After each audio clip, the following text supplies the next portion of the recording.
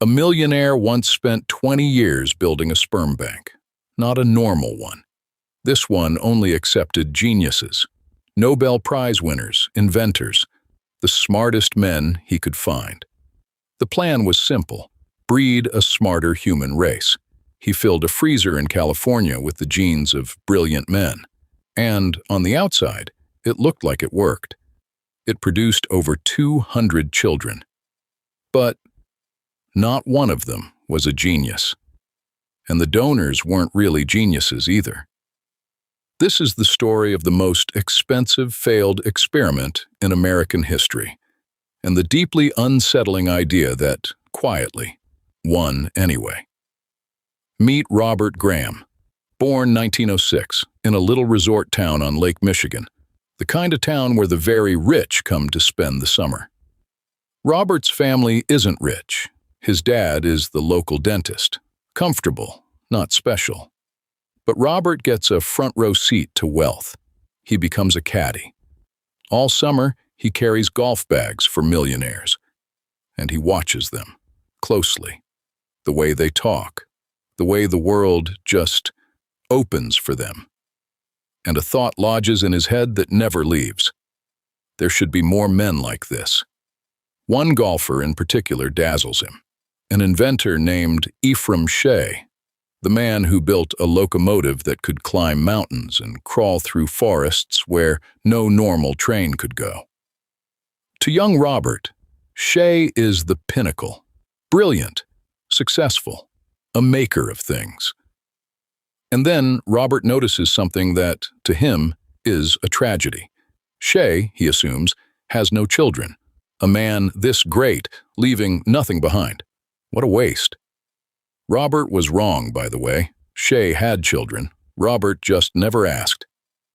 But the idea is already burning. Why aren't there more men like Ephraim Shea? The brilliant ones have so few children, and the others seem to have so many. This idea isn't new. There's a whole movie about it. Idiocracy.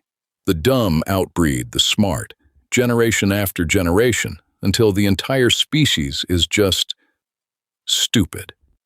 Robert is gripped by this idea his whole life, and it has a name, a dark one: eugenics.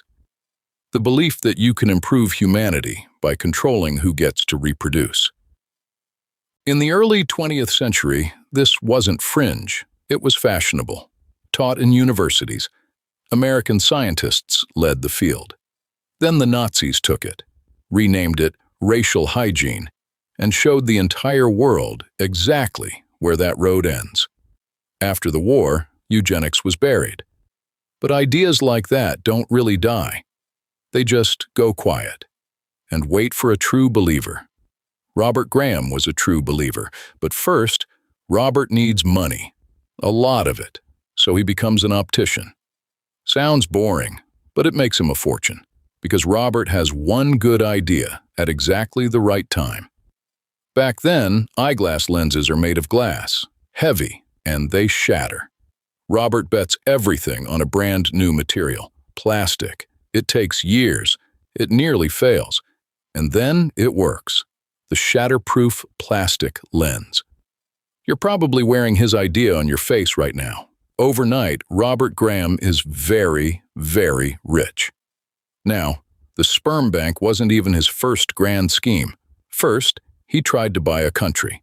He sends a deputy out with one instruction: find an island, at least 5 miles wide. He's going to buy it, raise a flag, and start his own nation.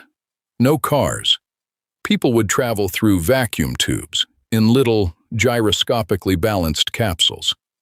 Homes would be stackable living saucers, on the land, and floating out in the sea. And he'd invite the smartest scientists alive to come live there and invent things. A private paradise for geniuses. It falls apart. But the idea underneath it never does. The world would be better if the brilliant just had more room to multiply. So he turns to the project that will actually define him. He retires at 72. Most men slow down at 72. Robert speeds up. He pours his fortune into one project, a sperm bank. But not for everyone, only for genius sperm. He spends years quietly courting Nobel Prize winners, taking them to fancy dinners, flattering them, telling them he's read everything they've ever written, and then, over dessert, asking for a contribution. And in 1980, he goes public. Newspapers across the country, a sperm bank stocked with the seed of Nobel laureates. The photo that runs everywhere says it all. Graham, perfect posture, slicked back hair, polka dot tie, like a 1950s annual report come to life. Except his hands are jammed into enormous, freakishly thick mitts for the liquid nitrogen. A giant metal drum at his feet. The caption, "In his underground chamber." That chamber is a concrete bunker the size of a small bathroom. A half-buried, slightly damp converted pump house in his garden. Under the American flag, he flies over the estate. Years later, it moves into the back of an actual bank. By then, it's basically a mailroom. Its main job is packing frozen vials and handing them to the FedEx guy. And it's free. Robert isn't doing this for money. He genuinely believes he is saving the human race. The phone rings off the hook. Letters flood in. Women want a genius baby. For one shining moment, it's the most famous sperm bank on Earth. And then the reporters start asking one very simple question. Okay, so who actually donated? Here's the problem. There aren't many living Nobel Prize winners. You can just call them. One by one. And reporters do. And almost none of them want anything to do with this. Linus Pauling. The old-fashioned way is still best. One of them just laughs. It's too late for me. I was vasectomized long ago. Another figures he'd have so much paperwork to fill out. He'd have no energy left to masturbate. Except one man. One donor proudly puts his hand up and says, "Yes, that was me. William Shockley." Now, Shockley genuinely is a genius. He helped invent the transistor, the thing this entire modern world runs on. He is also, by this point, one of the most notorious racists in America. A man who went on television to argue that some races were simply born less intelligent. On one show, he stands up, all 5'6" of him, takes off his jacket, and turns slowly around for the audience. It would be ridiculous to say I was a Superman. He calls the future babies a crop. And now he is the public face of Robert's master race. The dream curdles overnight. Within months, Saturday Night Live is running fake ads for Dr. Shockley's House of Sperm, beating out the competition, Jizz World, and the Jelly Barn. And it gets worse. Shockley is 70. His samples are useless.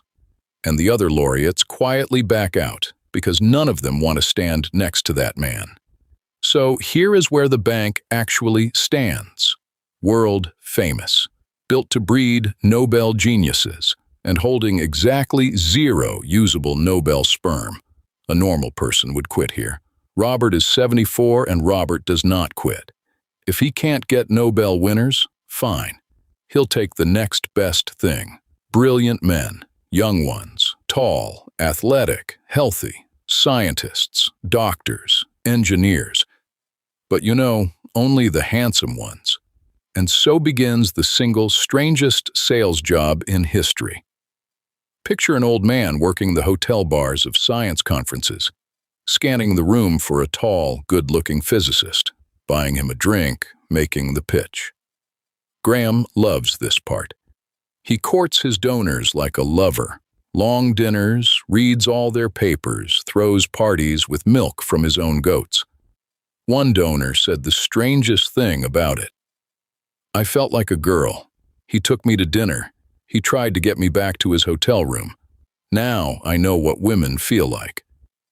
When a donor finally produces a cup, Graham paces outside the bathroom like an expectant father. then grabs it, smears a slide, races to the microscope, and pumps his fist. Yes, you're just the man I thought you were. He hires recruiters to widen the net. One drives a banana-yellow VW Beetle, a former sanitation engineer covered in dog hair, who honestly looks a little like a sperm himself.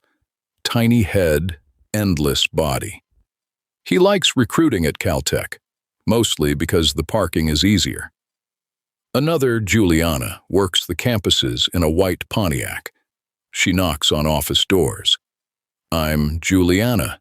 Do you have 15 minutes? Then mixes the sample right there in the car, in the parking lot, and freezes it on the spot. The donors get a number, not a name.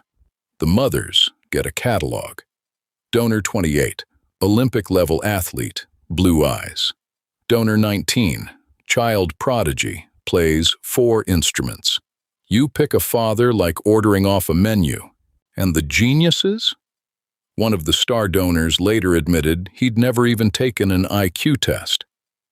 I told them the number I thought they wanted to hear. Over the years, more than 200 babies are born this way. So, did it work? Did Robert Graham breed a generation of geniuses?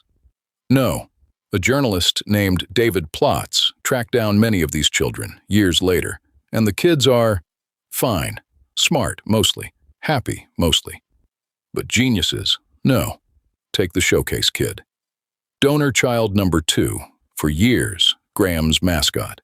His mother breastfed him until he was 6, bought him a Playboy subscription so he'd learn about sexuality, wanted him to be the next Gandhi. He read Hamlet in kindergarten. You read Hamlet in kindergarten? Good gosh, can't everybody? His classmates called him Sperm Boy, and as an adult, a mellow guy with a sitar who says, it was a screwed-up idea making genius people. I don't want to be special. He'd forgotten his donor's name almost immediately. Because here is the thing Robert never understood. Intelligence is not a liquid you can pour into the future. What actually made those kids bright wasn't the donor at all. It was the mothers. Women driven enough to plan a child this carefully, and then drive them to piano lessons, language classes, every opportunity going. The kids did well because they were raised well. The exact thing Robert spent his entire life ignoring. And the cruelest detail of all, Robert was a terrible father to his own children, barely spoke to them. But these strangers' kids, the catalog kids, he was endlessly, helplessly proud of. Robert Graham dies in 1997, 91 years old, still chasing donors. On his way to one more conference, in a hotel bathroom, he slips, hits his head, and dies. 2 years later, the bank quietly closes.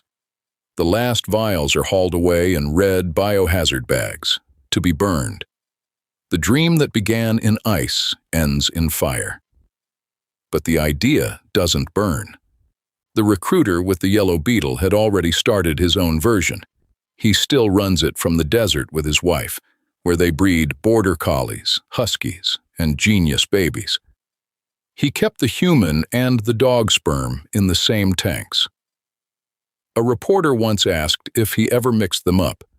The dog straws are twice as long, and none of my clients has ever had puppies. And that should still be the end of it. A rich man's ridiculous failure, except think about how choosing a sperm donor actually works today. You browse a catalog, height, eye color, college degree, test scores, a photo. Clinics screen out donors who didn't go to university. Tall, educated, good-looking men get picked the most. That is eugenics, the soft, polite, consumer version of it. We didn't reject Robert Graham's idea. We just took off the lab coat and gave it a nicer website. He lost every single battle. No genius babies, public humiliation, a shuttered bank, and somehow he won the war. Because if you ever find yourself standing in front of that catalog choosing a father for your child, Be honest. You'll pick the genius too. If you like true stories that sound completely made up, you're in the right place. Subscribe. The next one's stranger.